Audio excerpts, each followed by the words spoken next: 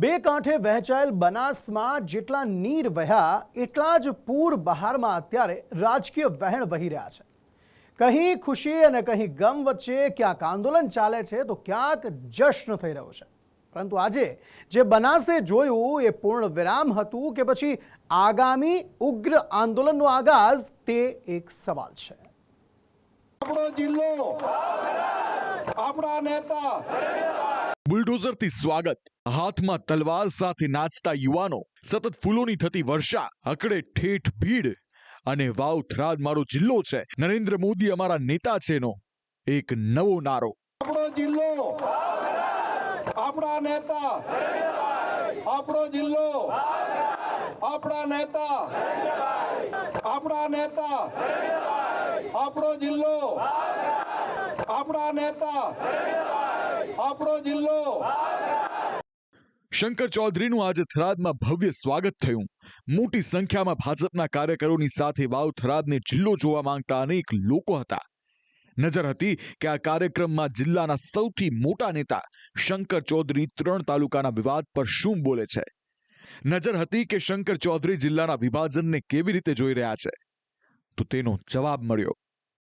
નો વિષય છે, ધ્યાન ઉપર ત્યાં પહોંચ્યો છે ને એના માટે યોગ્ય નિર્ણય જે તે વખતે ત્યાં આગળ મને લાગે છે કે ધ્યાન દોરવામાં અહીંયા જો અમારું ધ્યાન દોર્યું હોત તો પણ અમે કહો કે એને પાલનપુર ત્યાંથી નજીક પડી શકે, પરંતુ ચારે બાજુથી પ્રજાનું હિત વિચારીને આગળ સરકાર આગળ વધી રહી છે। દિયોદરના લોકો કહી રહ્યા છે કે વડુ મથક અમને આપવામાં આવે।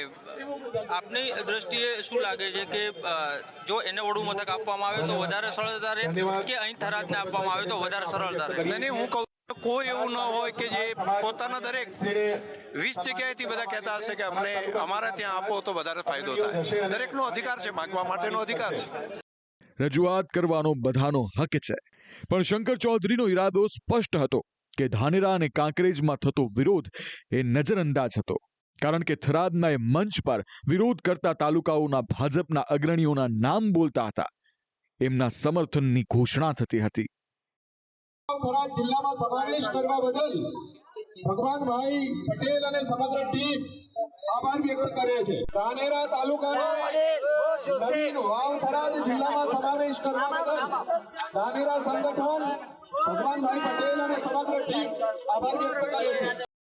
આ એ નેતાઓ હતા જેમના નામ આજે મંચ પરથી સંભળાયા। તે નેતાઓ ખુલ્લીને જિલ્લાની જાહેરાત થયાના આટલા દિવસ બાદ પણ મૌન રહ્યા હતા। ન તો વિરોધ ન તો સમર્થન, ખેલ ગજબ ચાલતો હતો। જનતામાં આક્રોશ હતો અને નેતાઓના મેસેજ ફરતા હતા। પરંતુ વાવ થરાદ જિલ્લાની જાહેરાત થઈ છે, જેને વાવ અને થરાદના લોકો વધાવી રહ્યા છે। વિકાસની નવી કેડી કંડાશે એ દ્રષ્ટિથી જોઈ રહ્યા છે। આંખોમાં સપના જોવાઈ રહ્યા છે। પછાત બનાસમાંથી 2 ભાગમાં વહેંચાયેલા ભૂભાગનો એક હિસ્સો વિભાજન વચ્ચે પણ વિકાસ ઝંખી રહ્યો છે। પરંતુ ભાજપના જ પાટણના સાંસદ ભરતસિંહ ડાભી કંઈક અલગ ઇશારો કરી રહ્યા છે।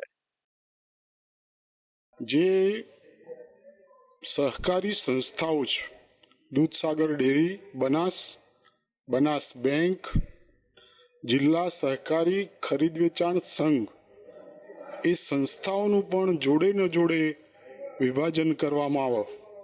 કારણ કે મહેસાણા અને પાટણ વર્ષોથી જિલ્લા બન્યા છે, પણ આજ સુધી એ દૂધ સંઘોનું કે ડિસ્ટ્રિક્ટ બેંકનું જે વિભાજન કર્યું નથી। તો આ જે જિલ્લો જુદો પાડ્યો છે એના સાથે આ સંસ્થાઓનું પણ વિભાજન કરવામાં આવે। અહીંની જીવાદોરી દૂધ છે, અહીંનું સહકારી માળખું સરકારીની ગરજ સારે છે। તેવામાં વિભાજનની વાતો એ શું બનાસ ડેરી અને બેંકને પણ વિભાજિત કરશે? શું ધાનેરાના ધગધગતા વિરોધને સરકાર નજર સામે લાવશે? શું દિયોદરને નવા જિલ્લાનું વડુ મથક બનાવી ઓગળ નામકરણની માંગ સંતોષાશે? શું કાંકરેજની ગલીઓમાં થતા વિભાજન સામેનો કકળાટ ભૂલી જવાશે? સવાલોના ગર્ભમાં સેંકડો વસ્તુઓ પડી છે, પરંતુ જવાબ અત્યાર સુધીમાં ભવ્ય સ્વાગત રૂપે મળ્યો છે। જવાબ થરાદની બજારોમાં નીકળેલી વટભેર રેલી રૂપે મળ્યો છે। એવામાં હવે બનાસની બબાલ શાંત થઈ જાય છે કે પછી અહીંથી જ નવા જૂનીના એંધાણ થાય છે, એ જોવું રહેશે। ધવલ જોશી અને કશ્યપ જોશી સાથે બ્યુરો રિપોર્ટ, સંદેશ ન્યૂઝ।